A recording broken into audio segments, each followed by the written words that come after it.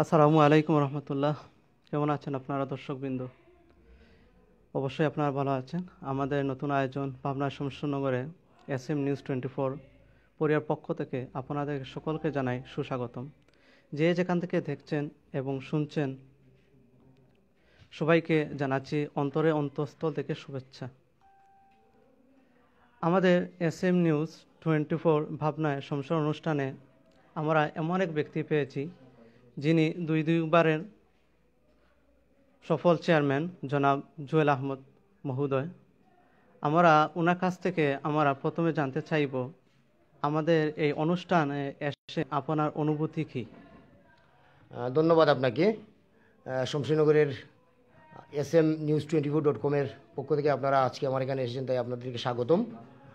তো যাই হোক, আসলে আমি প্রথমেই আমি যারা এই অনুষ্ঠানটি উপভোগ করছেন, আমি তাদেরকে আমার ব্যক্তিগত পক্ষ থেকে মহান বিজয়ের মাস, সেহেতু আমি বিজয়ের অগ্রিম শুভেচ্ছা জানাচ্ছি। আর বিশেষ করে এই শমশেরনগর সহ যারা এই শমশেরনগর ইউনিয়নের জনগণ এবং আমাদের প্রবাসে যারা অবস্থান, তাদের রেমিটেন্স যোদ্ধা, তাদের সবার প্রতি আমার রইল শ্রদ্ধা, ভালোবাসা এবং শ্রেণীগত সবার প্রতি আমার সালাম রইল। ধন্যবাদ আপনাকে। আমরা দেখে আসছি এবং শুনে আসছি আপনি একজন মহান ব্যক্তি এবং সফল চেয়ারম্যান। তো দ্বিতীয় প্রশ্ন হিসেবে আমি জানতে চাই, আপনি বিগত দুবার চেয়ারম্যান নির্বাচিত হয়েছেন, আপনি কি মনে করেন সফল হয়েছেন? আসলে আমি দুইবার ইউনিয়ন পরিষদের চেয়ারম্যান নির্বাচিত হয়েছি মহান রাব্বুল আলমিনের ইচ্ছা এবং এই এলাকার মানুষের ভালোবাসা নিয়ে। আমি দুইবার এই এলাকার জনগণ আমাকে ভোট দিয়ে নির্বাচিত করেন। শুধু ইউনিয়ন পরিষদ নির্বাচন নয়, আপনারা জানেন যে শমশেরনগরে সর্বপ্রথম যে তারুণ্যের যে উদ্দীপনা, আমার তরুণদের থেকে জনপ্রতিনিধি হওয়ার যে স্বপ্নটি, সেটাই কিন্তু আমি প্রথম দেখিয়েছিলাম। হয়তো আপনাদের বয়স কম হবে, যে শমশেরনগরের সর্বপ্রথম 2002 সালে আমার যখন বয়স ছিল 22 বছর, সর্বপ্রথম আমি উদ্যোগী হই শমশেরনগর, যে মৌলভীবাজার জেলার মধ্যে একটি অন্যতম বাণিজ্যিক নগরী হচ্ছে শমশেরনগর। সেই বাণিজ্যিক নগরীর শমশেরনগর ব্যবসায়ী সমিতির সাধারণ সম্পাদক পদে আমি প্রার্থী হই।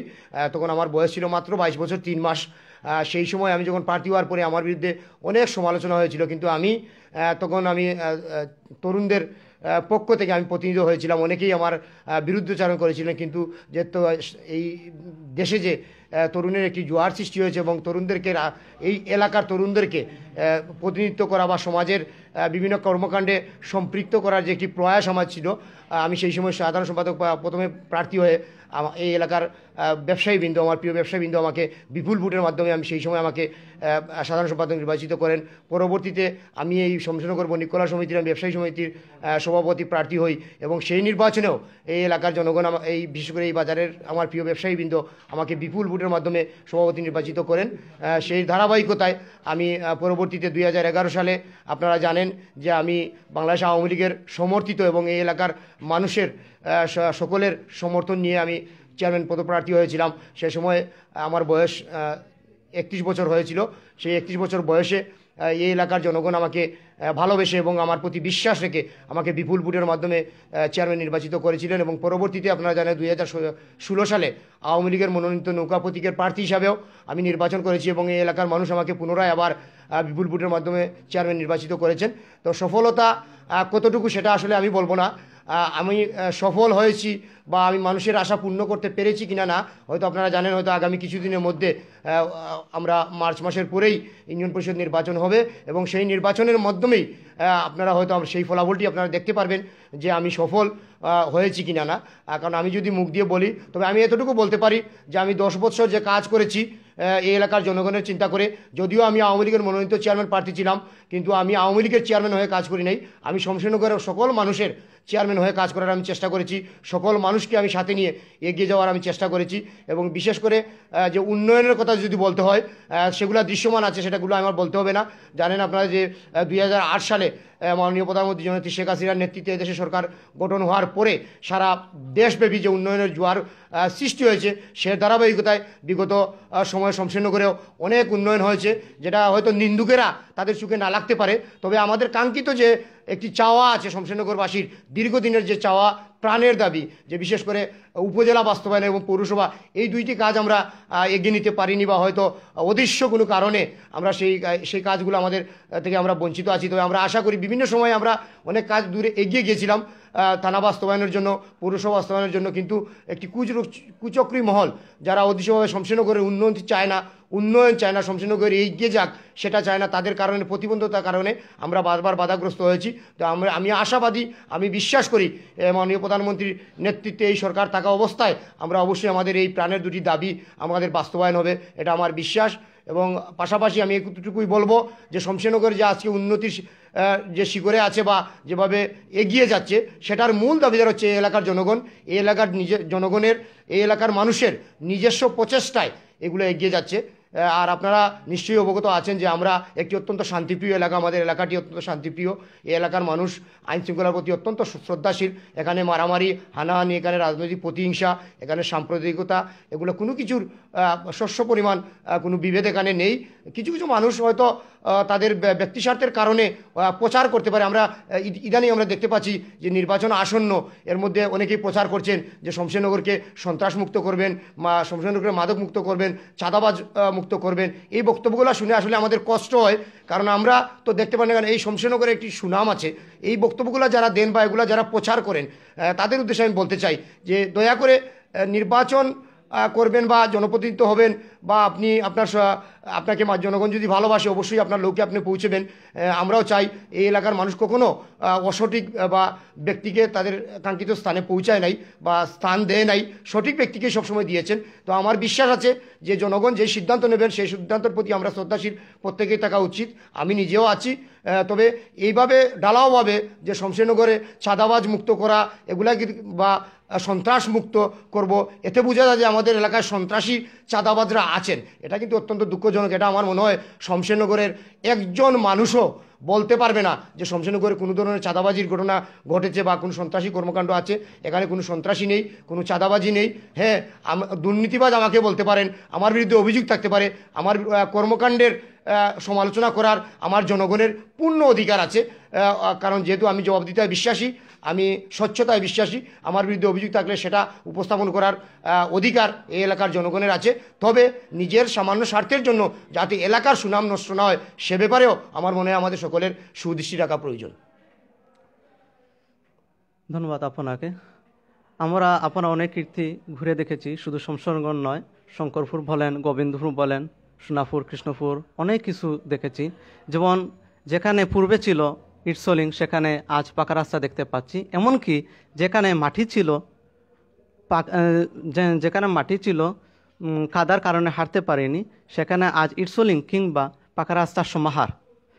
তো এখন আমি জানতে চাইব আপনার কাছে, যদি আবারও আগামী ইউনিয়ন পরিষদে নির্বাচনে জয়লাভ করেন, তাহলে প্রথমে আপনি কোন কাজটি হাতে নেবেন?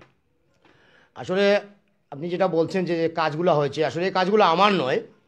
এই কাজগুলো হচ্ছে মূলত আমার সরকারের, বিশেষ করে আওয়ামী লীগ সরকার, মাননীয় আমার নেত্রী, এই বাংলাদেশ সফল রাষ্ট্রনায়ক বিশ্বনেত্রী জননেত্রী শেখ হাসিনার বদৌলতে এবং বাংলাদেশ আওয়ামী লীগ সরকার ক্ষমতার থাকার কারণেই কিন্তু এই উন্নয়নগুলো হয়েছে।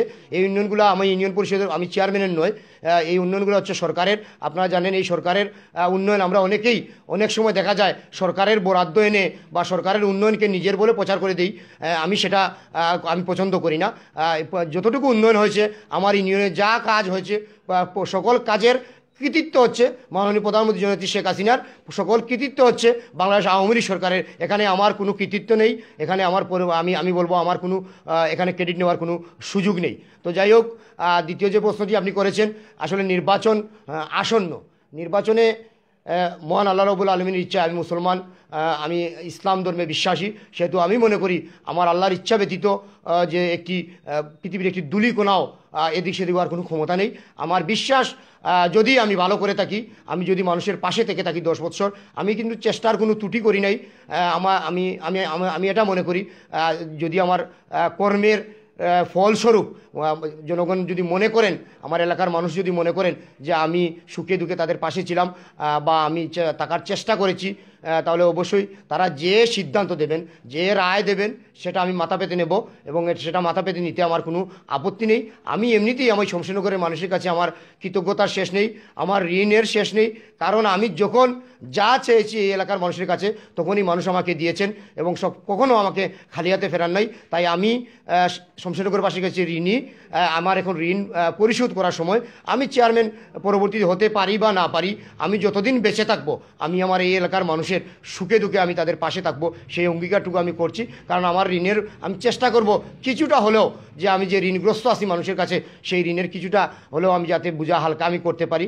তবে আমি জানি আমার সারা জীবনেও আমি যদি কাজ করে যাই মানুষের, তাহলেও আমি মানুষের আমার এলাকার জনগণের সেই ঋণ আমি কখনো শোধ করতে পারবো না। তো যাই হোক, আপনি হ্যাঁ যদি আল্লাহর হুকুম হয় আর এলাকার মানুষ যদি আমাকে দয়া করেন, ভালোবাসেন, আর যদি আবারও মনে করেন আমার প্রতি বিশ্বাস রাখেন এবং আমাকে যদি ওনারা নির্বাচিত করেন, তা আমার চেষ্টা থাকবে। আমার একটি কাজ আপনারা জানেন যে এই এলাকায় আমি ন্যায় বিচার প্রতিষ্ঠা করার জন্য আমি দীর্ঘদিন ধরে কাজ করে যাচ্ছি এবং ইতিমধ্যে সেটার সুফল আমার মনে হয় এলাকার জনগণ ভোগ করছেন। এবং আমি ভবিষ্যতেও আমার একটি পরিকল্পনা যে আমি কোনো ব্যক্তি পরিচয় নয় বা আমি কোনো দলীয় পরিচয় নয়, যদিও আমি একটি রাজনৈতিক দলের একজন সক্রিয় কর্মী, সেটা আমার অস্বীকার করার কোনো সুযোগ নেই। তবে আমি চাই আমি শমশেরনগরের সকল মানুষের কে সাথে নিয়ে শমশেরনগরকে একটি পরিবার করে এবং সবাইকে সম্মিলিতভাবে একসাথে করে নিয়ে আগামীতে যাতে এগিয়ে যেতে পারি এবং যে আমার যে অপূরণীয় কাজগুলো আছে সেই কাজগুলো যাতে আমি পূরণ করতে পারি, সেটাই আমি চাই। ধন্যবাদ আপনাকে। এখন আমরা জানতে চাইব যে শমশেরনগরের অনেক দিনের দাবি এবং আশা আকাঙ্ক্ষা এই পৌরসভা এবং থানা হওয়ার বাস্তবায়নে আপনি বাস্তবায়নে আপনি কি বলবেন? আসলে এটা আমরা যখন শিশু বয়স থেকে আমরা দেখে এসেছি যে বিভিন্ন সময় এই শমশেরনগরে যারা প্রবীণ মুরব্বিয়ানরা আছেন, যারা বিভিন্ন রাজনৈতিক দলের নেতৃবৃন্দ ছিলেন বা এখনও অনেকেই আছেন, অনেকে প্রয়াত হয়েছেন, অনেক সময় আমরা দেখেছি বা অনেকে নেতৃবৃন্দ আন্দোলন সংগ্রাম করেছেন শমশেরনগরকে উপজেলা বাস্তবায়ন করার জন্য এবং পৌরসভায় উন্নীতকরণ করার জন্য।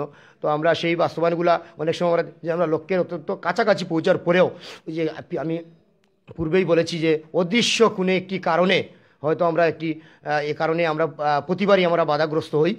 আপনাদেরকে একটি তথ্য দিতে চাই যে বিগত এক সময় আপনারা জানেন হয়তো শমশেরনগর উপজেলা বাস্তবায়নের জুরি যখন উপজেলা হয় তখন শমশেরনগর উপজেলা বাস্তবায়নের কার্যক্রম অনেকটুকু এগিয়ে গিয়েছিল, কিন্তু পরবর্তীতে সেটা ব্যাঘাত সৃষ্টি হয়। পরবর্তীতে 2010 সালে আপনারা হয়তো জানেন, এই তথ্যটি জানাতে চাই আপনাদেরকে, যে আবারও শমশেরনগরকে উপজেলা উন্নীত করার জন্য সাবেক চিফ হুইপ মহোদয় একটি উদ্যোগ গ্রহণ করেছিলেন।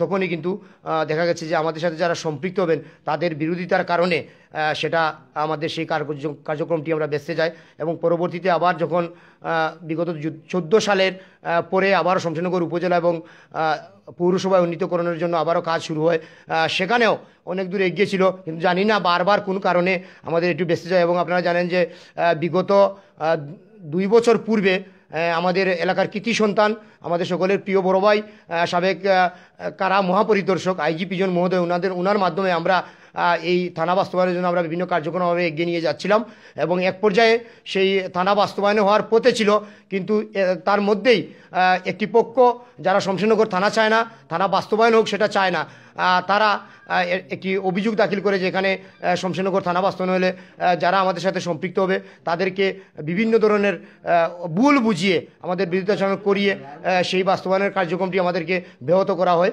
এবং আমরা আশা করছি বর্তমানে আমাদের এমপি মহোদয়ের কাছে আমাদের দাবি, এবং আমরা শুনেছি ইতিমধ্যেই তিনি সেই কার্যক্রমটি হাতে নিয়েছেন যে অচিরে হয়তো আমরা শমশেরনগর থানা বাস্তবায়ন আমরা পাবো। আমরা আশা করব যে এই সরকারের মেয়াদের মধ্যেই শমশেরনগরের একটি প্রশাসনিক থানা আমরা পাবো। আর পৌরসভার ব্যাপারে আমি বলবো, আমি অনেকবার আলাপ আলোচনা করেছি, আমাদের উপজেলা পরিষদের সভায়ও আমি আলোচনা করেছি। আসলে এখন পৌরসভার যে ক্রাইটেরিয়া বা পৌরসভার যে নীতিমালা সরকার গ্রহণ করেছেন সেই নীতিমালার কারণে আমরা একটি জটিলতার মধ্যে আছি। তো আমরা চেষ্টা করে যাচ্ছি এবং অবশ্যই শমশেরনগর পৌরসভা করার ক্ষেত্রে, শমশেরনগর উপজেলা বাস্তবায়ন করার ক্ষেত্রে আমি ব্যক্তিগতভাবে এতটুকু বলতে চাই যে যদি আমার কোনো কিছু ত্যাগ স্বীকার করা প্রয়োজন লাগে, আমি যে কোনো ত্যাগ আমি স্বীকার করতে রাজি আছি আমার এই এলাকার মানুষের প্রাণের এই 2টি দাবি বাস্তবায়নের জন্য। তো আমরা আশাবাদী এই সরকারের আমলেই আমাদের সেই প্রাণের 2টি দাবি বাস্তবায়ন হবে। ধন্যবাদ আপনাকে। আমাদের পরের প্রশ্নে জানতে চাই যে শমশেরনগর নিয়ে আপনার পরিকল্পনাটি কি উন্নয়ন সম্পর্কে? আসলে পরিকল্পনা করে কোনো কিছু করা যায় না, এককভাবে কোনো পরিকল্পনা নিয়ে সেটা বাস্তবায়ন করাও অত্যন্ত কষ্টদায়ক বিষয়। আমাদের আমরা সবসময় চাই এই এলাকা একটি সুন্দর এবং পরিচ্ছন্ন এলাকা হিসাবে, এবং যে আমাদের একটি সুনাম আছে যে এই এলাকার মধ্যে সম্প্রীতি, সৌহার্দ্য, রাজনৈতিক হানাহানি মুক্ত যে একটি ধারা আমাদের প্রচলন আছে। আমার শুধু এই পরিকল্পনা এটি যে আমাদের সেই ধারাবাক্যে যাতে আমরা অব্যাহত রাখতে পারি এবং আমাদের পরবর্তী প্রজন্মের কাছে একটি সুন্দর শমশেরনগর উপহার দিতে পারি, এটাই হচ্ছে আমার পরিকল্পনা। ধন্যবাদ আপনাকে। আমাদের এই শমশেরনগরে অনেক বিদ্যালয়, স্কুল কিংবা কলেজ কিংবা মাদ্রাসা রয়েছে, কিন্তু একটি দুঃখজনক বিষয় জানতে পেরেছি যে আমাদের এখানে বিভিন্ন ময়লা ফেলে দেওয়ার জন্য একটি স্তূপ নেই। এ সম্পর্কে আপনি কি বলবেন? এটা আসলে একটি অত্যন্ত বড় সমস্যা শমশেরনগরের জন্য। আমাদের সবচেয়ে বড় বিষয় যেটি হচ্ছে আমাদের এলাকায় আসলে খাস জমির খুব অভাব। আর আপনারা নিশ্চয়ই অবগত আছেন যে সবাই জানেন যে এই শমশেরনগরে জমির দামও অনেক, মূল্য অনেক বেশি। সে কারণে আমরা অনেক চেষ্টা করেছি, ইতিমধ্যে আমরা অনেক পরিকল্পনা নিয়েছিলাম যে আমরা একটি নির্দিষ্ট জায়গা আমরা যদি পেতাম তাহলে সেটা আমরা ক্রয় করে হলেও সেই নির্দিষ্ট ময়লা ফেলার একটি স্থান আমরা নির্ধারণ করতাম, এবং সেই ব্যাপারে যে অর্থের প্রয়োজন সেটাও আমার পরিষদের সেটা আছে, করার মতো ক্ষমতা আছে। আমরা চেষ্টা করে ইতিমধ্যে আমরা রেলের সাথে আমরা যোগাযোগ করেছি, এবং রেলের যারা ইজারা নিয়ে জমি নিয়ে আছেন তাদেরও অনেকের সাথে আমরা যোগাযোগ করেছি যে আমাদেরকে কেউ কিছু জায়গা যদি আমাদেরকে দেন, আমরা সেটা টাকা দিয়ে হলে আমরা ক্রয় করে সেখানে আমরা একটি ময়লা ফেলার একটি ব্যবস্থা আমরা করার আমরা চেষ্টা করে যাচ্ছি। অবশ্যই আমার বিশ্বাস আমরা কিছুদিনের মধ্যেই আমরা এই কাজটি আমরা করতে পারবো। একটি জায়গায় আমাদের সেটি আমরা প্রপোজাল দিয়ে রেখেছি, সেই জায়গাটি পাওয়া মাত্রই আমরা একটি ব্যবস্থা করব, এবং আমরা চাই এবং ঊর্ধ্বতন কর্তৃপক্ষেরও আমি সহযোগিতা কামনা করছি এ বিষয়ে আমাদেরকে সহযোগিতা করার জন্য। ধন্যবাদ আপনাকে। আমরা অনেক সময় আলাপ আলোচনা করেছি এবং এবং অনেক অনেক উন্নয়ন সম্পর্কে জেনেছি আমাদের চেয়ারম্যান মাননীয় জুয়েল আহমদ মহোদয়ের কাছ থেকে। আমরা অনেক কিছু আশাবাদী এবং আশা করেছি এবং আশা এবং কি পেয়েছি আমরা ওনার কাছ থেকে। তো আগামী নির্বাচনে যদি উনি জয়লাভ করেন আল্লাহর রহমতে, আল্লাহর হুকুমে, তাহলে উনি যতটুকু আশা দিয়েছেন ততটুকু সফল করবেন। তো শেষ প্রশ্নে আমি জানতে চাইব যে এই আপনি চেয়ারম্যান হবার পর যুবকদের নিয়ে কি বলতে চান? আমি বিশেষ করে আসলে আমাদের যারা কিশোর তরুণ যুবক যারা আছেন তারা হচ্ছেন আমাদের দেশের ভবিষ্যৎ সম্পদ। তো আমি কখনো, আপনারা জানেন ব্যক্তিগতভাবে অনেকেই আমাকে আপনারা চেনেন, যে আমি চেয়ারম্যান হওয়ার পূর্বে থেকেই বিশেষ করে এই এলাকার তরুণ সমাজ, যুব সমাজকে নিয়ে আমি কাজ করেছি এবং সবসময় তাদেরকে পাশে থাকার চেষ্টা করেছি, এবং পাশে থাকার কারণে এবং তাদেরকে অপরাধ মুক্ত রাখার জন্য আমি প্রতি বছর আমার এলাকার বিভিন্ন গ্রাম থেকে শুরু করে আমার বাজার এলাকায় বিভিন্ন সময় আমি বিভিন্ন ক্রীড়া অনুষ্ঠানে আমি আয়োজন করে থাকি, বিভিন্ন ধরনের কার্যক্রম আমি গ্রহণ করে থাকি, এবং তারা সবসময় আমার পাশে থাকে, এবং আমি যখনই তারা আমাকে আহ্বান করে তাদের যে কোনো বিষয়ে আমি তখন তাদের পাশে থাকার চেষ্টা করি। এ কারণে আমি বলবো যে আমি এই মৌলভীবাজার জেলার মধ্যে আমি গর্ব করি আমার এলাকার তরুণদেরকে নিয়ে, আমার যুবকদেরকে নিয়ে। আমার এলাকার তরুণরা, যুবকরা অত্যন্ত ভালো, এবং তারা সবসময় মানে অপরাধ মুক্ত থাকার তারা চেষ্টা করে, এবং আমার মনে হয় যে কদাচিৎ হয়তো দু একজন ব্যতীত আমার মনে হয় না আমার এলাকার কোনো তরুণ মাদকাসক্তের সাথে সম্পৃক্ত আছে, কোনো অন্যায় কোনো কার্যক্রমের সাথে সম্পৃক্ত আছে। আমি তাদেরকে নিয়ে গর্ব করি, আমার এলাকার তরুণদেরকে নিয়ে, আমার এলাকার যুবকদেরকে নিয়ে। আমার তাদের প্রতি একটি মেসেজ থাকবে যে যারা তরুণ, যারা সদ্য কৈশোর উত্তীর্ণ হয়েছেন বা যারা যুবক আছেন, তাদের কাছে আমার একটি বিশেষ অনুরোধ থাকবে যে অন্যের কাজে আপনারা ব্যবহৃত হবেন না। আপনারা একটি কথা মনে রাখবেন, আপনার পরিবার, বিশেষ করে আপনার পিতা বা আপনার অভিভাবক, আপনার বড় ভাই, যারা যে অত্যন্ত কষ্টের বিনিময়ে আপনাকে ভালো রাখার জন্য, আপনাকে ভালো কাপড় পরানোর জন্য, আপনাকে ভালো শিক্ষাদানের জন্য, আপনাকে ভালো একটি ভবিষ্যৎ গড়ার জন্য যে অক্লান্ত পরিশ্রম করে যাচ্ছেন, যাতে এমন কোনো কর্মকাণ্ডের সাথে আপনারা জড়িত হবেন না। আমার এটি আপনাদের কাছে অনুরোধ যে আপনাদের কার্যক্রমের কারণে তারা সমাজে মাথা নিচু করতে হয়। আপনারা ওই সকল কর্মকাণ্ডের সাথে সম্পৃক্ত হবেন যেই কাজটি আপনি করলে আপনার পরিবার, আপনার অভিভাবক যাতে সমাজে মাথা উঁচু করে দাঁড়াতে পারেন, সেই কাজের সাথে আপনারা সম্পৃক্ত থাকবেন। এতটুকুই আমার অনুরোধ আপনাদের কাছে। ধন্যবাদ আপনাকে। শেষ প্রশ্নে আরেকটি রয়েছে জড়িত যে আমাদের চ্যানেল সম্পর্কে আপনি কি বলবেন? আসলে এটি অত্যন্ত একটি খুশির বিষয় হচ্ছে যে আমাদের এই শমশেরনগরে আপনারা এই চ্যানেলটি আপনারা যারা এই উদ্যোগ গ্রহণ করেছেন বা এটার সাথে যারা সম্পৃক্ত আছেন, আপনাদের সবাইকে আমি ধন্যবাদ জানাই, কৃতজ্ঞতা জানাই।